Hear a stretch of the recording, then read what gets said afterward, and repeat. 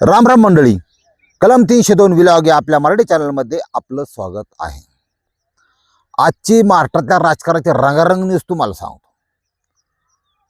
तो मंत्री, तो स्पीकर, मान्य महोदय आपण ऐकतो ना यांचं आखाडा, ते नरहरी जिरवळ, त्यात एक व्हिडिओ प्रसारित होतोय, सगळी लोक बघत आहेत. इतका विचित्र कार्यक्रम आहे. जेंट्स म्हणजे गाड्यापासून इंजेक्शन घेऊन झालेली बाई, त्या बाईला तो झोपलाय, त्या बाईला अश्लील चाळे करायला लावतोय. अजून एक दोन जण आहेत आणि त्या बाईचा म्हणजे तृतीयपंथी मानाय हरकत नाही. भावाने तो व्हिडिओ काढलेला आहे. सगळं पार जेवण खाणं, शासकीय विश्रामगृह, हे कोणाच्या पैशाचे, तुमच्या आमच्या कर रुपाच्या पैशाने तयार केलेलं शासकीय विश्रामगृहात दारू मटण आणि त्याच्यानंतर हा नाच असा विषय चालू झालेला आहे. आता मला काय म्हणायचं तुम्हाला सांग, माझं ह्यांच्याबरोबर पटत का नाही तुम्हाला सांगतो. मला माझ्या पाठीमागं फक्त तुम्ही आहेत, माझ्या कुठलाही राजकीय सपोर्ट नाही मला. याचं कारणच ती आहे की शीन सुधारणारच नाहीत. तुम्हाला सांगतो की आता मला असं वाटतं की 5 वर्ष आर्मीचं ही पाहिजे असं. हा, ते बरोबर करतात. सगळं भ्रष्टाचार इतका फोपावलाय तुम्हाला सांगतो. ज्याला जसं येईन ना त्याला तसा तो गिळायचं काम करतो. लुबडते कोणाला, मध्यमवर्गीयाला, सर्वसामान्य गरीबाला. हा, परदेशात तसं नाही. जे विकसित देश आहेत ना त्याच्यात भ्रष्टाचार नाही. तुम्हाला सांगतो ती टॉपला आहेत, त्यांची संख्या कमी आहे. आपल्याकडले अवघड झाले. आपल्याकडे फक्त आपल्या संपत्तीत किती पटीने किती हजार कोटीची वाढ करता येईल एवढं डोक्यात घेतलं जातं. हा, त्याच्यामुळं ही जी सगळं आता रोहित पवारचे आरोप आहे का, दादांना मारलंच बा यांनी दोघांनी मिळून, आमकं चाललंय बा त्यांचं. आपण सर्वसामान्य माणसं, आपल्याला काय त्यातला कात कळतोय का.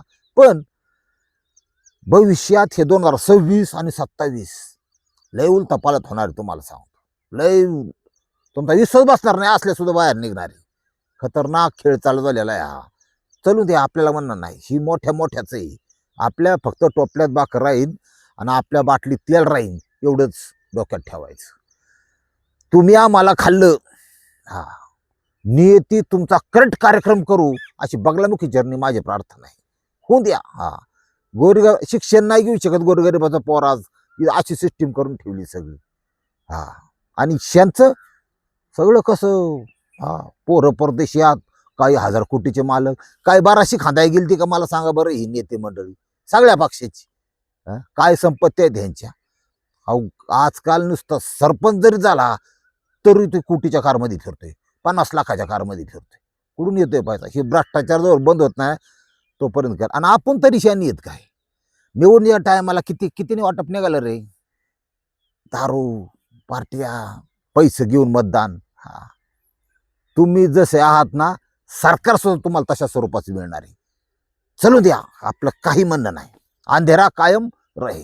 हा, फक्त वाईट एका गोष्टीचं वाटतं, शाहू फुले आंबेडकरांच्या राज्यात, छत्रपती शिवाजी महाराजांच्या राज्यात हा काळ इतका बायनं चालला की असे प्रकार घडायला लागल्यात. दुःखाची गोष्ट आहे. तुम्हाला सांगतो, ही तळतळ सोपी नाही. गोरगरिबाचा तळताट लागल्याशिवाय राहणार नाही ह्या लोकांना. हा, दरी निर्माण झाली. गरीब अजून गरीब होत चाललाय, श्रीमंत होत चाललाय, अशी परिस्थिती. पण भविष्यात मला असं वाटतं 5 वर्ष आर्मीच्या ताब्यात, सेनेच्या ताब्यात जर राज्य दिलं ना तर कुठेतरी थांबावं लागेल हा भ्रष्टाचार. त्याशिवाय उपयोग नाही. जाऊन ते आपल्या स्टोरीकडे जाऊ. आता तुम्ही आता एपिसोड हा जो बघताय ना आता ह्या टायमाला, आम्ही तिकडे राजस्थानच्या बॉर्डरवर, मध्य प्रदेश नीमच मंडी. भानगड अशी आहे की अत्यंत गुणकारी, डायरेक्ट 100% खडखडीत बारा असं एक औषधाचा शोध लागलाय. ते आणण्यासाठी मी इथं आलोय. मूळव्याधावरच लोकांची डुंगणं कापून, डायपर वापरून जिंदगी बरबाद झाली ह्या सायन्सने. लेझर मारून कॅन्सर होऊन फार कंट्रोल सुटला लोकांना, कुठे बी संडास व्हायला लागली. हा, हे मूळव्याधाचा इतकं भयंकर रुग्ण आहेत. आणि त्यांचा आयुष्यात सुखात 4 क्षण आणण्याचा मी प्रयत्न करणार आहे. मला बघ तिकडून जाऊन येऊन द्या. हा, 1 नंबर आयुष्यात तुमच्यासाठी देतो मूळव्याधाचं, अत्यंत कमी किमतीत. हा, असा विषय. जाऊन द्या बरोबर. आता मला आजच्या स्टोरीकडे यायचंय. बाई बाटली ह्यांनी, हा, 70-80% गुन्हे बाई बाटली आणि पैसा या 3 गोष्टीमुळे घडतात. आज काय विषय झालाय आपण बघू. नाशिक जिल्हा, इगतपुरी तालुका आणि त्यातलं पिंपळगाव हे गाव.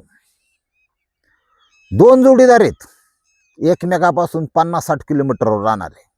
एकाचं नाव आहे अमित गीते, 26 वर्षाचा तरुण आहे आणि हौसाबाई नावाची त्याची बायको आहे. चलून द्या, ती 22 वर्षाची लेकरू आहे लहान पात्रात एक. दुसरा मित्र तो पण विवाहित आणि त्याचं नाव आहे अजय रंगराव पवार. आता हे दोघं जेव्हा भेटायची फोनवर, पण जेव्हा भेटाय तेव्हा एक मित्राशी मित्र भेटे आणि मनाचा संशय फिटे, या उक्तीनुसार एकमेकाला ते त्यांचं, आता मैत्रीची एक परिभाषा असते. तो काही जण भेटले ना, मस्तपैकी मिसळ खाणार, काही नाश्ता करणार, चल जेवण सांगतो, चल इकडे फिरायला जाऊ, आपण ह्या देवाला जाऊ, बरेच प्रकार.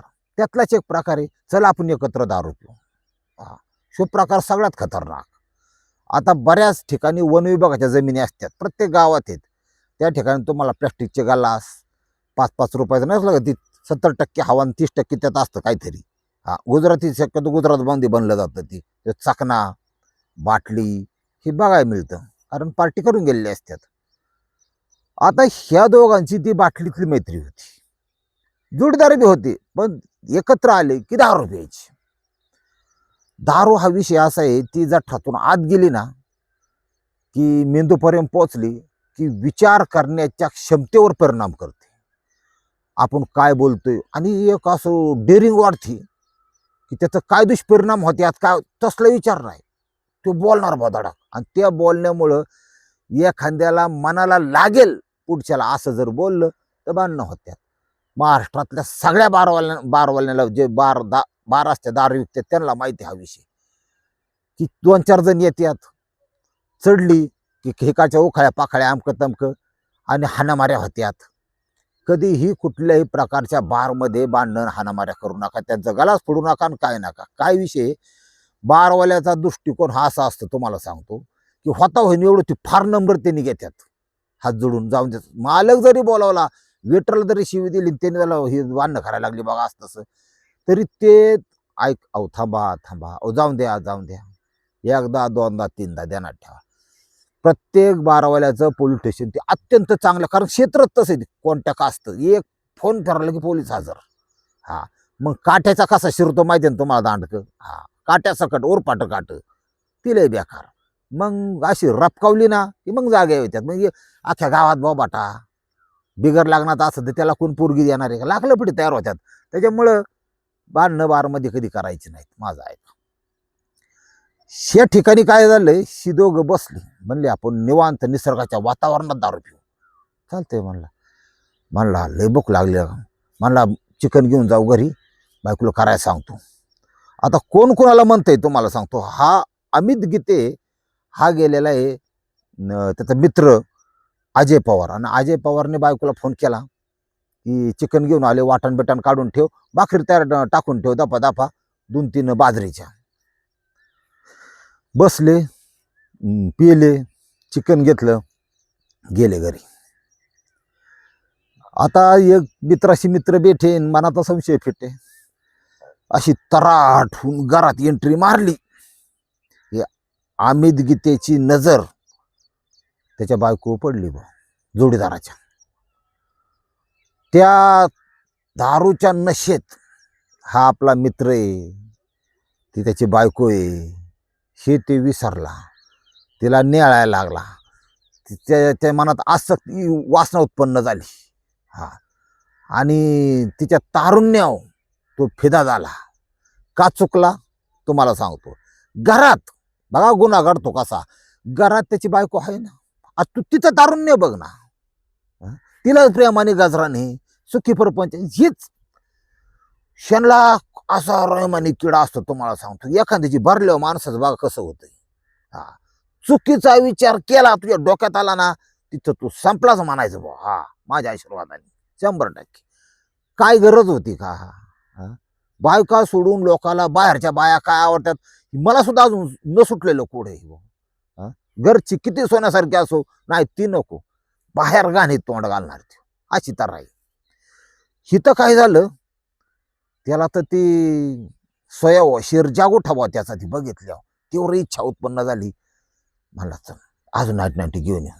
अरे पण म्हणला म्हणला तासभर लागतंय चिकन उकळायला, तू चलच. हा थोडा करंट कमी झाला माझा. आता मित्र द्यावेळेस मला त्या अमित गीतेची पाहुणचार करायचा, त्याचा मित्र कुठं काय कमी पडला नाही, पण याच्या मनात वादळ चाललं होतं. त्याच्या बायको त्याच्या डोळ्यापुढून जात नव्हती. परत उठले तिथून, साखर फाट्याला आले. ती खोली होती, तिथं बसून निवांत पार्सल आणलं, परत एक आणली, चाकणा आणला, प्लॅस्टिक ग्लास आणलं, एक बिस्लरी आणली. बिस्लरी म्हणजे पाण्याची बाटली. ती प्यायला बसली आणि हाणला करंट. आता ते तारत तार झाली तयार. परत तारत तार माहिती ना तुम्हाला कशी, पहिलाच करंट असून त्याच्यात जर परत टाकली आणि त्यात का ब्रँड बदलला मग तर वाटच लागली त्यांना ठेवा. मग लई लढाई बेकार होती. मग पार जोंबाडे म्हणजे एवढं जोंबाडतं येते की इकडे इकडे हलबडतो माणूस पार. आणि मग डोळ्यापुढं मित्राची बायको आणि मित्रांनी दिलेली बाटली. बाटली तर पिली, पण बायको कशी प्यायची हा त्याच्या डोक्यात विषय. मग अमित गीतेने सांगितलं जोडीदाराला, म्हणला तू माझा खरा मित्र आहे ना, खरा खरा. म्हणलं हा. माझ्यासाठी एक करशील का? म्हणला काय? तुझ्या बायकोजवळ मला आज रात्रीचं झोपून दे. वाक्य एकच आहे, पण हे कार्यक्रम असा आहे की अनुभवची वाट लावल्यासारखा विषय आहे. एवढं कळलं पाहिजे माणसाला की आपल्या बोलण्याचा पुढच्या काय परिणाम होणार, आपण काय बोलतोय.